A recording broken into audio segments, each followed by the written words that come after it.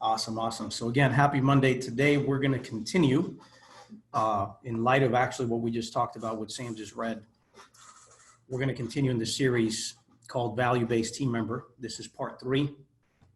We talked about the key here is to find ways that we can add value to an organization so that we become basically invaluable.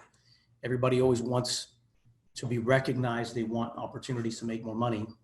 But in business, it's all based on the value you bring to the table. That's what ultimately brings you to the table in order to be able to generate more income and opportunity.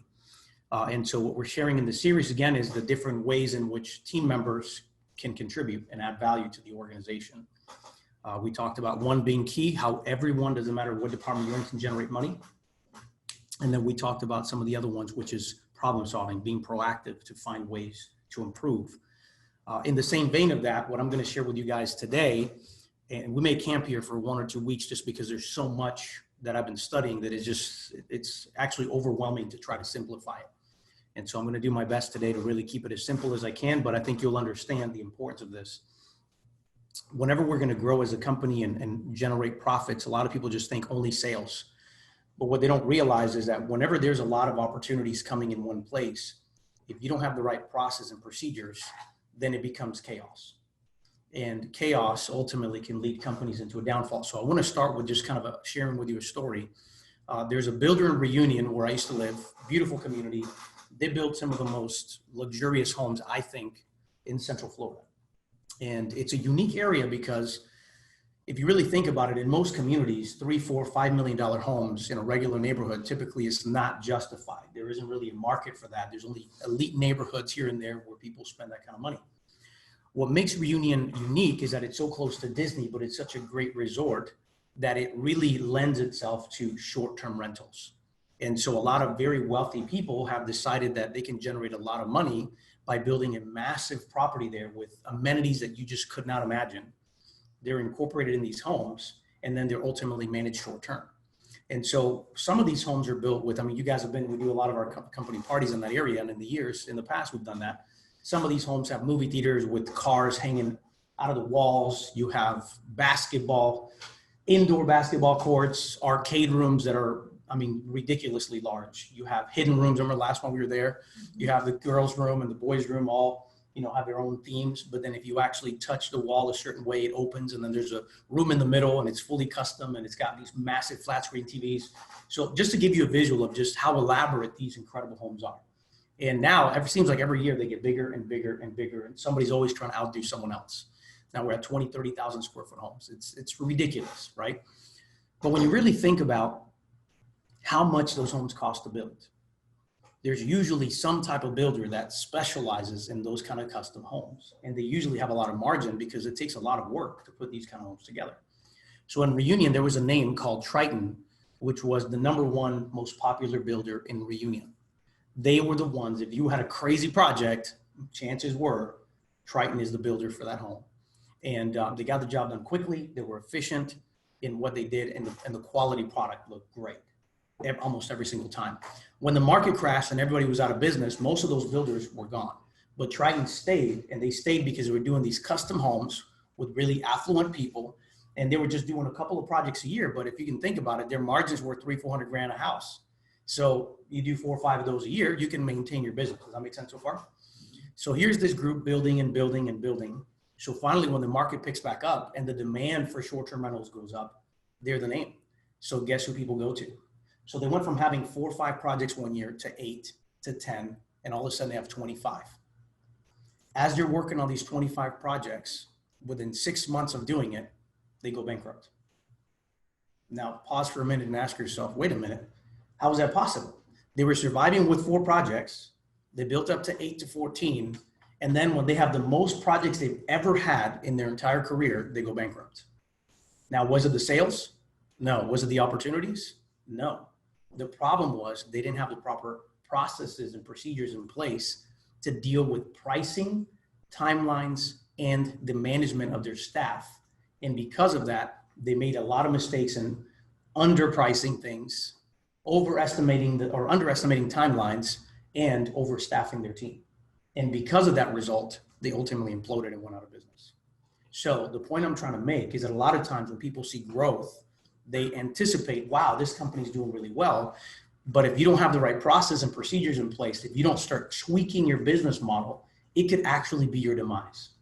And as an investor and as a company owner, and as we're working together as a team to grow his with our Fund 3, I think it's imperative that we look at things from a fresh perspective and say, look, more is great if we do it right. And so the challenge today is that I want to open our eyes to ask ourselves, what can we do to protect our company, to protect our position so that we can be successful, okay? So what I want to share today begins with that in mind. And I want to tell you, this is basically 3 of 8, which is basically improving or automating the efficiency of a process/procedure.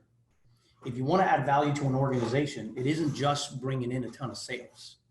It could also be in the actual process of improving or automating specific processes that are more efficient in order to make us more productive at what we do, or to help us to catch potential mistakes and create those repetitive pieces to verify that we're not overspending or that we're not under-resourced. Or do you guys follow what I'm saying? Because if you don't have those pieces in place, you can have a bunch of stuff flowing in, but where is it going out? And that's one of the things that are really critical for a company. Not only that, but also, if you really think about it, without having a legitimate automated system in place that you're building and always perfecting, what ends up happening is when it's time to go to the next level, you can't even ramp up because you're operating out of yesterday's process that only dealt with the 4 or 5 homes, not the 8. And so what happens if you're barely working on the same process when you're working on 8 deals that you built for 4? What happens when they throw 25 deals? You implode. And that's really the whole objective of what we want to do. So now, one of the things that I want to do is you might say, well, Rick, when can somebody hop in and begin to add value? And I wrote those on the wall so everybody sees them later. For those of you virtually, I'll read it to you. So when? First of all, when there's a lot of confusion or chaos in a department or in a situation that we do, that is a time and that is a sign that there needs to be something intervened in order to improve or automate a process. When there's confusion or chaos, that automatically gives us an indicator that something is wrong, and if we don't fix it or deal with it, that it could actually cause even more chaos and more concerns, okay? The next reason of when you want to do it is when you start noticing regular errors or mistakes in the same areas. If you constantly see the same mistakes going on, then obviously there's a red flag that something is wrong in that workflow that if we don't sit back and address, it's going to implode. Does that make sense? Another time is taking too much time. There's some times where we're working on something and we feel like we're going 100 miles an hour, right? And I'm the first one to tell you, I've done this a lot. I come to the office, I grind, I stop, I say, oh my goodness, it's 6 o'clock already, let me go home. And when I'm driving home, I start going, what did I accomplish today? Nothing. How is that possible? I was here all day long. You begin to re-audit your schedule and you're like, I got stuck with 2 tasks that took me 5 hours each almost. What's wrong with this? What's going on here? And so when you start finding yourself that you're taking basically too much time on something, chances are that we can simplify, remove things, or tweak things to make them better, okay? And the last one, and this is, I think, the most important, when it's everyone's fault that something goes wrong, chances are it's your problem because somebody doesn't understand your process. Somebody that's supposed to be connecting with you doesn't follow what you're doing, and therefore it's creating issues. And the whole time you're blaming somebody else, well, I'm doing my part. But if somebody doesn't understand your part, then it's your fault because it's your responsibility, you guys follow, to interconnect that process with whoever's working alongside you. And so this is a reason why this is so important. And everyone in the organization can participate in adding value to an organization. It's not just leadership. It's not just, the Darlas of this world, who that's a strength of theirs, right? Anyone who's specifically working on something can say, man, I have chaos and confusion. Man, I'm noticing regular errors. My goodness, this is taking too much time. And wait a minute, every time something comes wrong that's involved with me somehow, it's somebody else's fault. So maybe I need to check myself. So if you see that and you can literally answer yes to any one of those, then the reality is you can be the change maker in the team. You could be the one that makes a difference, adds value, and ultimately becomes a success. Now, before this, when we were working on some processes, because lately we've been doing that, a lot of that, to tweak some of the things so that we can integrate some new partnerships and get ready for scale.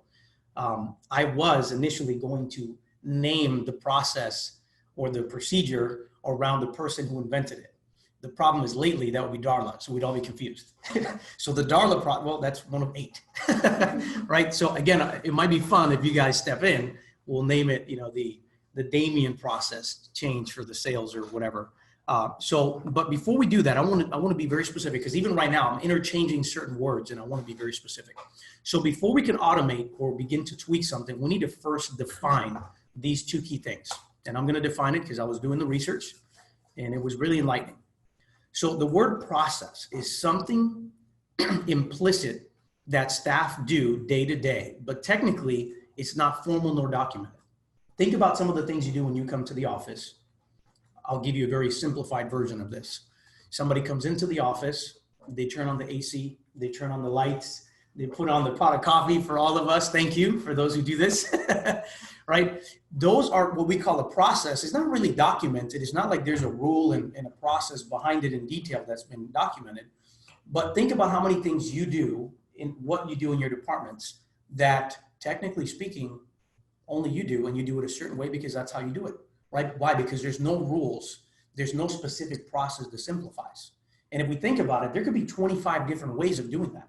For example, if somebody, just to keep it as simple as we can, let's say Javier comes to the office to open up the office, and the first thing he does is turns on the lights, turns on the ACs, and goes to the little area here to get our coffee ready, right? Somebody else might go and turn on the TV first. Do you follow what I'm saying? As simple as that. Why? It's a process. It's not really defined, but it's what I do every day.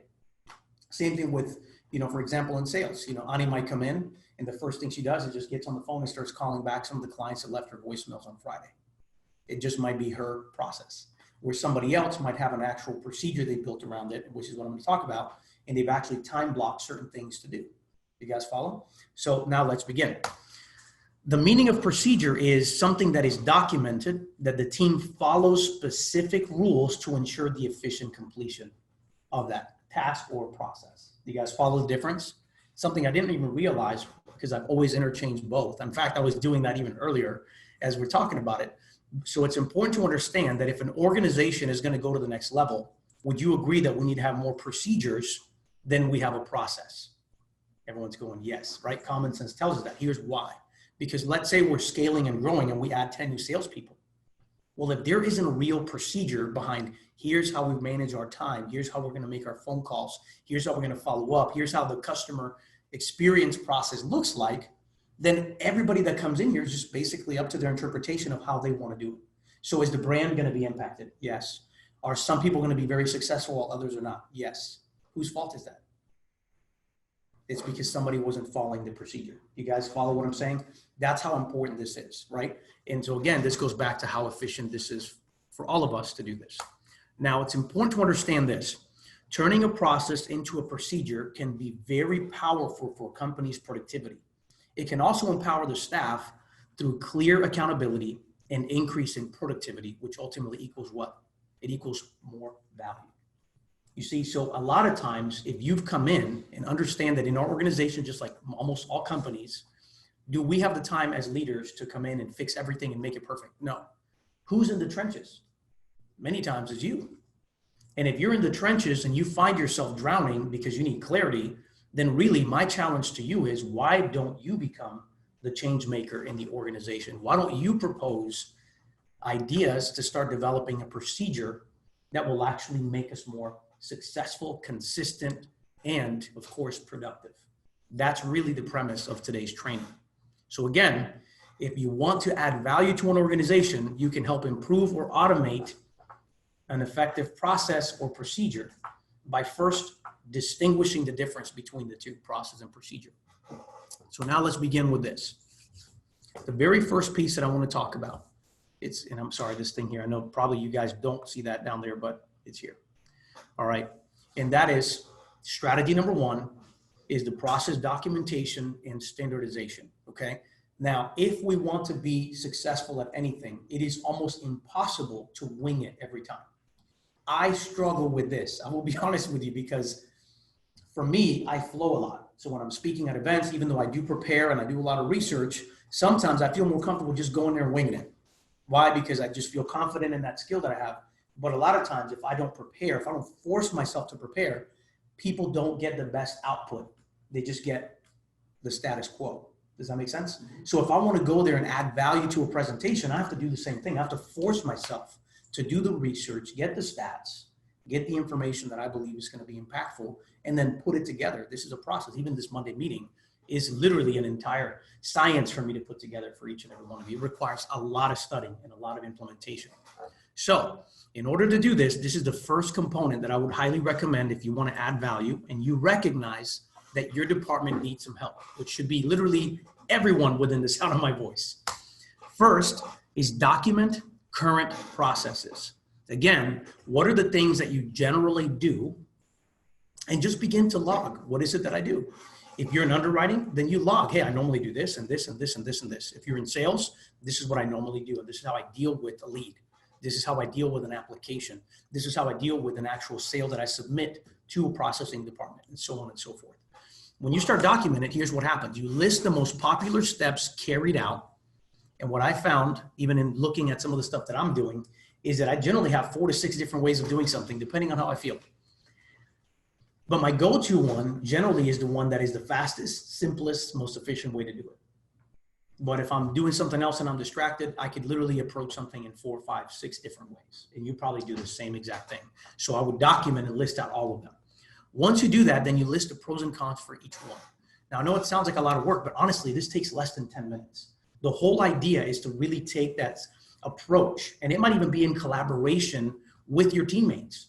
You sit down with your team and say, hey, how do you normally follow up with a lead? How do you normally do this? And you start documenting, I do it this way and this way. Why? And just start asking the question, why? Well, because this is faster, because of this. And before you know it, you're already documenting the process. You're documenting the pros about the thing. And what are the cons? Yeah, this is kind of clunky. In fact, I just do it because this is how somebody taught me how to do it. And most of the times that's what happens. Somebody taught me, so I do it. You don't question it, but at the same time, like, it's really clunky. Like, why do we do it this way?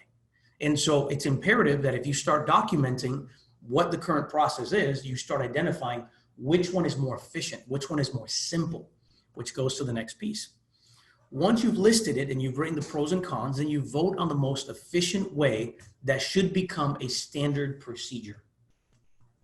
So it's as simple as this. Let's say, for example, Ani, I'll take Ani right now. She and I had a discussion last week, and we had some issues that we had to deal with. So Ani brings it up, the flag. It says, Rick, we need to have a conversation about this. This is causing an issue. This is what I see. I have chaos, right? And so, all right, so let's sit down. Let's map it out. How do you normally deal with this? Well, let me ask you a question. How does Damien normally deal with this? How does Luis deal with this? And before you know it, we have a list of 10, 15, 20 things. From there, we start paring down. What is the wisest way to do this? What is the easiest way to do this? What is the fastest way to do this? And before you know it, you've got at least 2 options. Once you have those 2 final options, then you vote with your team. And here's why I said vote. Because if we want to make change and somebody in your team is not bought in, guess what's going to happen? It's your procedure, which basically becomes a process because nobody's going to follow it. So the whole objective here, you can complain, you can be upset, just fine. But when we start talking about solutions, it is imperative that you bring everybody else back to the table and you sit down and say, this is why I think this needs to change.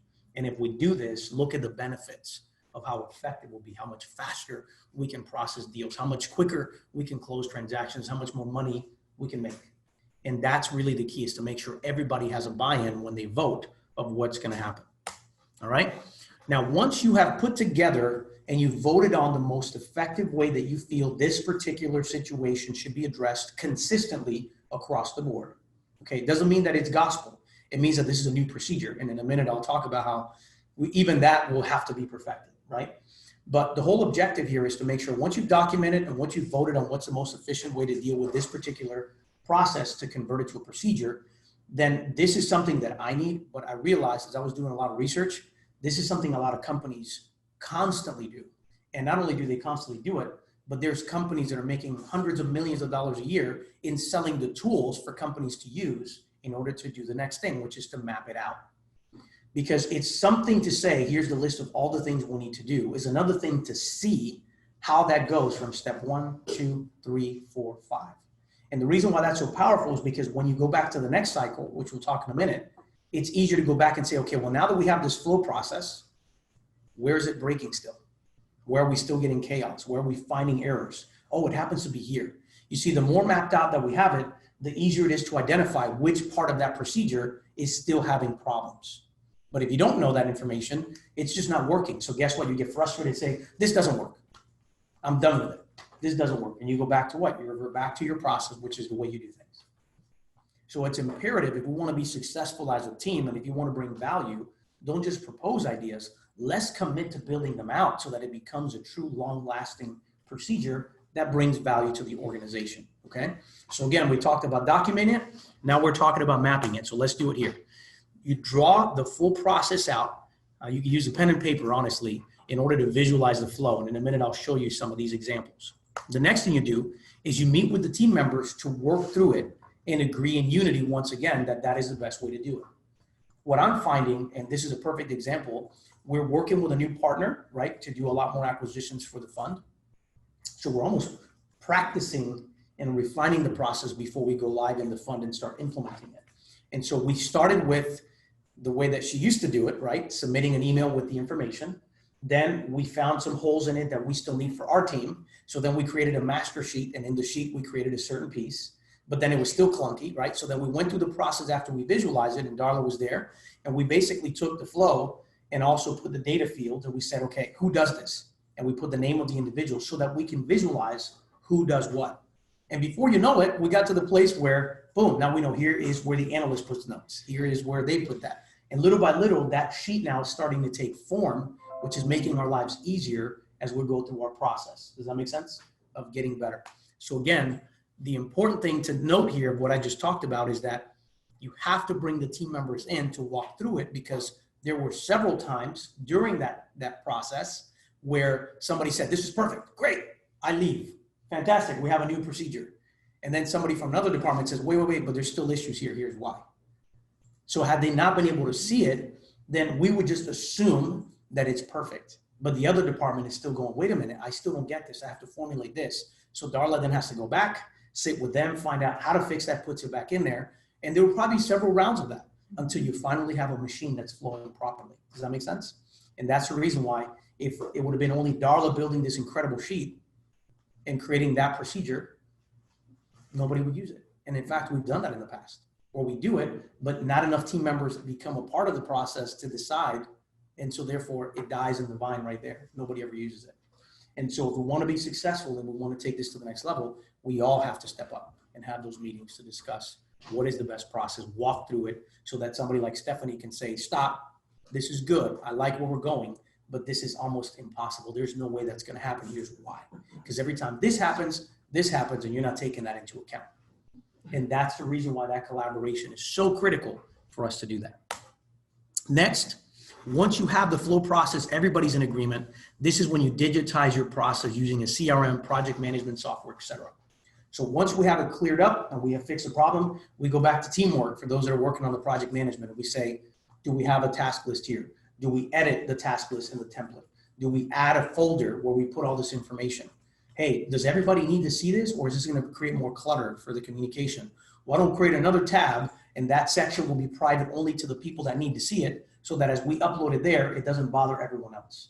Do you guys follow what we're saying? Because now when you start putting it in those templates, going forward, every new deal starts with the new process. And that's really why that's so important. Same with your CRM. If you're doing a follow-up sequence and you find out there's a better way to do it, well, then you could just go back and edit the template, and then going forward, the template already has it. So you don't even have to think about it anymore. Now it's a part of what you do. You go there, the automation is already built. And that's the real reason why mapping it is so important. Then third, of course, once we went through the process of documenting, mapping it, then we go into execute and moving forward. So let me show you what I mean by that. So the first one is we have to enforce the process until it becomes a respected procedure. Think about how many times people have put the effort, the time, the thinking to step into your department to help you to make it better, only to get slapped in the face when you just disregard it. Just think of how would you feel if somebody helped you, or if you help somebody else, I should say, and then that person's like, oh, this is fantastic, awesome. They leave, and they leave the gift you left right there in front of you. How does that make you feel? First of all, it would be frustrating. Wow, so basically I just wasted my entire day. There have been some of our team members that have contributed a ton of content in the past to our sales force, but nobody appreciated it. So then at the end, it's like, so why am I going to give you this? Who cares? You figure it out. I'm done putting all of my value into this. and you don't even appreciate it. I see Toshi's hand go, yes, yes, right? I'm preaching on today, right? He's like, preach, pastor, preach, right? And so, but why? Because what happens is we take things for granted. Look at it from the same perspective of your children, for those who are parents. How many times do we do things for our kids? We go above and beyond only for them to be like, I don't care. Dad, I want more. And I'm like, whoa, wait a minute. Are you kidding me? So generally, if you're a good parent, chances are you're going to have a sit down and have a conversation and maybe even take something away so they'll appreciate it in the future, right? It's in the same way with this. If we're a team and we're going to work together and somebody's willing to invest the time to work with you to perfect something, the first thing is respect it, appreciate it. And if it's going to make your life easier, why wouldn't you want to implement it? Does that make sense? But what I've learned is if we don't all commit to doing something, we only do the things that we commit to doing. So if we see a process, we mapped it out, we know there's a benefit behind it, then why wouldn't we execute on it? So the objective here is we hold each other accountable who are responsible for that process, and we make sure that we enforce it. So when we see somebody reverting back, we're like, hey, remember what we talked about? We're not doing that way anymore. Remember, we're doing it this way. I'm doing it for you, you're doing it for me. So let's commit. And what happens is over time, it becomes a habit. Once it becomes a habit, it's already going to happen on a regular basis. So that's why this portion, I think, is even more important than anything. You have to hold each other accountable. We have to all enforce that everybody's committing that. I'll give you an example. In our processing that document, there are sections that are yellow, which means that's the area you fill out. So if you want somebody to fund your deal, then all those areas need to be filled in. So the very first thing would be, we enforce that process by saying, hey, I see yellow. If you want me to touch your deal, that yellow has to disappear. You guys see what I'm saying? And it's not that you're being rude to somebody. It's not like I'm saying, hey, Jocelyn, you suck. You didn't do your job. I'm just saying, hey, Jocelyn, I saw a few fields, but the reality, I still need more information if you want me to proceed to work with you. And what will happen is over time, she'll be like, my bad, I was busy.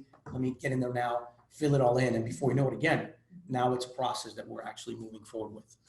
And notice how I said fail forward. It's okay to fail forward. We're going to make mistakes. You know, we're going to have to do the reps and figure things out, right? But the important thing is you failed because you were trying, not just because you just gave up. And that's really the big difference. The next one is ensure the leadership and team complete the process tracking. What I mean by that is this, especially the first couple of times, we want to be able to go from start to finish and document, is it working? Because what will happen is, for example, we had an issue where we were putting some information in, but we found that there were other calculations that were being used in, for example, underwriting sheet to break down the numbers, but we didn't have that. So now that job's double as hard over there. So we have to go back and document, hey, we got a deal. We started the process. Oh, this is broken. Let's go back and fix that real quick. And so that's how we refine. So you have to make sure the leadership has an eye on it. Not only are we enforcing it, but we're also going through the whole process to track, is it working or is there something broken? Because if we find, even in our CRM, that there's something that doesn't work, what ends up happening is most people will just bypass that step and just move on. And if we're not aware of it, the whole time we're thinking the software is awesome, it's automating it, but what we don't realize, we're making 35,000 mistakes because most people are skipping this step because it doesn't work. Well, all they had to do was call it out and say, hey, this isn't working, let's fix it. You follow what I'm saying? So if it's not working, call it out. But if you're in the leadership aspect of it, monitor it. Let's make sure that it is working so that we tweak it and perfect it. So that's a key component. All right, then from there, we use analytics to keep track of the metrics. We have to inspect what we expect. I think you guys would agree. But that isn't just for leadership, that is for yourself.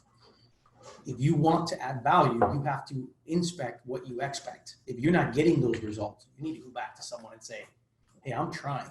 It's not because I'm not putting effort. Something is missing here. What is it? If you don't call it out, you will always be mediocre. And then when the time comes for an opportunity to grow, people just assume that you're mediocre. And you're just, you're the lesser of the two evils. At least you understand the process. But trust me, when the market changes or you're scaling and you can bring more people in, who do you get rid of? Mediocre. And it may not even have been that the person was mediocre. They just didn't call out that something isn't working for them. And so I don't want you to be that person. I want to challenge you. Hey, let's use analytics to keep track of the metrics. Let's inspect what we expect.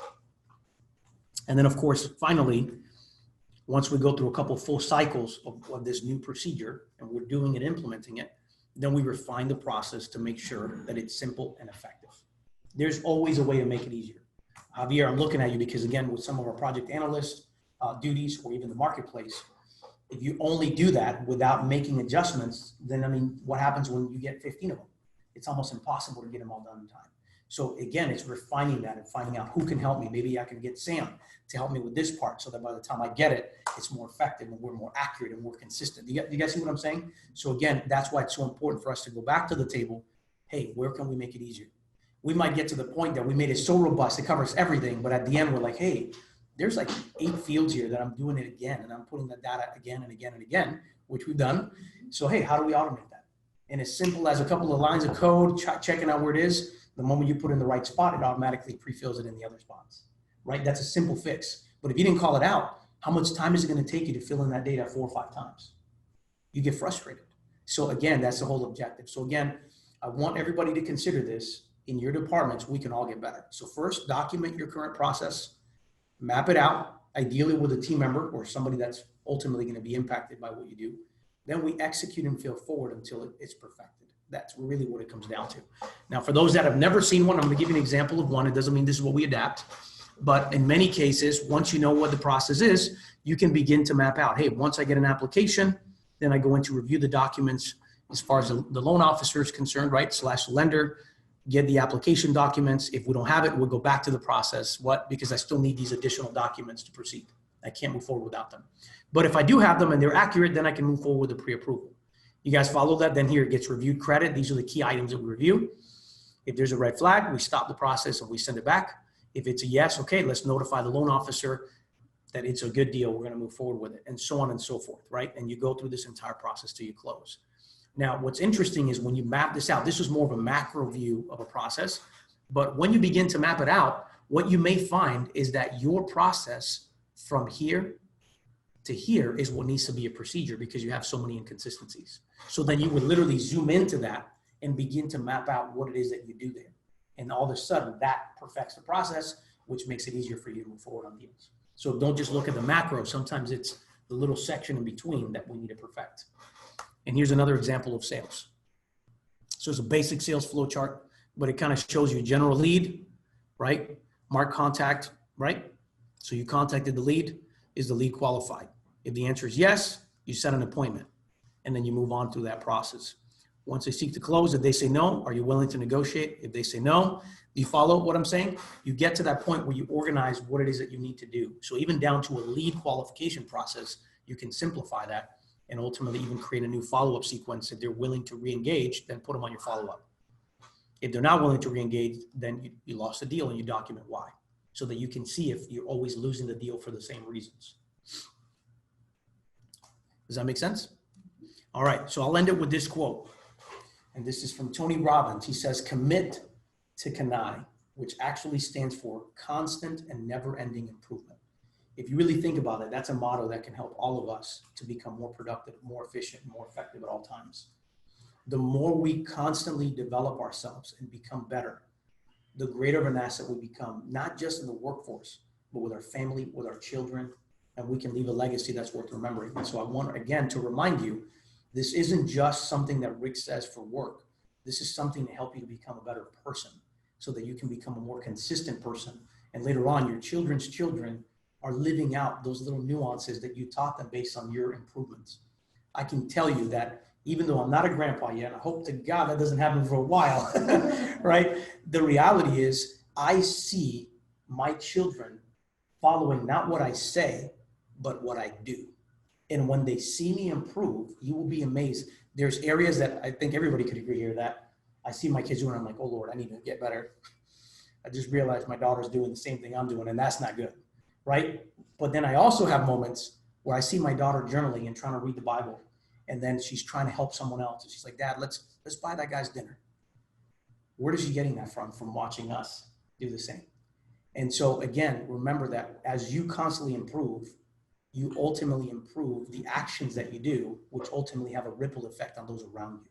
And so ultimately, you'll realize those results later, not just by what you do, but by what those people are doing around you, because you change people's lives by what you do as an example. And so I want to challenge you, as we finish this particular training, consider that if you're constantly improving, how many other lives are you going to improve indirectly by improving yourself? And that's really the best thing that I can leave you with. So with that said, guys, I'm going to open it up to any comments or questions or concerns, and we'll wrap it up. Yeah, well, this goes perfectly hand in hand with what we've been talking about for the past couple of weeks. In fact, I think every week as we have a meeting, we see how all of these things apply to our daily activities. And this one in particular applies to the last discussion we had with our sales team and our processing team in order to make things better, right? That's what we want to do.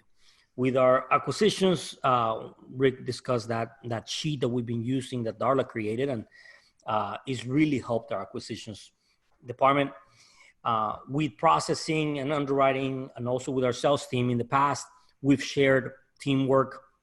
And sometimes we decided to split it again and separate those things because it's not necessarily about the procedure, the standard procedure that doesn't work. Sometimes it is the person that's supposed to be using the tool that doesn't work, right? Yeah. And we've had some team members that may use it the wrong way or just don't use it at all. And it actually creates more miscommunication and headaches and troubles rather than creating better communication and enhancement of these procedures. But we believe that now we're at the point where our sales team, even though it's slim, is lean, but they are really committed and they're very mature. So we're going to go back into trying to get them access to more information and the standard procedures that we've created over the past years in order to make everything flow better. So that's one of the main things that where we left our week last week on Friday. And we're going to be training and we're going to be improving things. I know for a fact that this is not going to be perfect from day one, but it is going to take work, effort, and a lot of communication if we really want to grow. So this great stuff. So let's just continue applying it. Everything we see, everything we discuss on Mondays, we're just going to try to apply it somehow to our business to make it better. Exactly. No, I agree 100%, Luis. And that's really a great step for us. I think even this week, if we have a one-on-one with maybe some of the sales team members in processing and underwriting, we can begin even applying this now to make sure that we're all on the same page and we flow it out. And then we start working on it so that we can get better, because volume is coming. It's not a matter of if, it's happening already. So I agree 100%, Luis. Awesome. Anybody else? Comments, questions? Also on when we're creating procedures, we have to be very specific, because if there's words that could mean different things to different people, that's confusion. So when we're making these procedures, we almost have to clarify, what do we mean by a sale? Mm-hmm. What do we mean by a closed file? What do we mean by all these different things? They mean something different to Steve than they mean maybe to Stephanie, mm-hmm. Or to Monique in underwriting, or to Toshi. So I think clarity in our terms are something that's very, very important. And when we're selecting, like, what kind of a lead is it? Mm-hmm. All these definitions of what kind of a lead, we should all know these definitions, right, what it means. And so I'd encourage you, when you are doing your writing this out, just to be very clear in determining the process. Be very clear as, even if you think it's over clarity, it's better than having someone misunderstand what you mean. Mm-hmm. I agree. Really, really good point. Anyone else? Good stuff. I think it's healthy that, we're allowed to fail forward. And I think that's a good environment, because if we aren't allowed to fail, or people aren't going to step out and take a chance and mm-hmm. to be better, mm-hmm. and it's okay. Right. Like we always say, it's not okay to make the same failure twice because you haven't fixed it then. Mm-hmm. But that first one's okay, mm-hmm. as long as you're going forward. 100% agree. 100%. Any more comments, questions? I like the dialogue. Well, guys, I think, we're honing in on something, especially with as lean as we are. We talked a while back about the understanding, or having the understanding of what everyone's roles are, and understanding that ripple effect.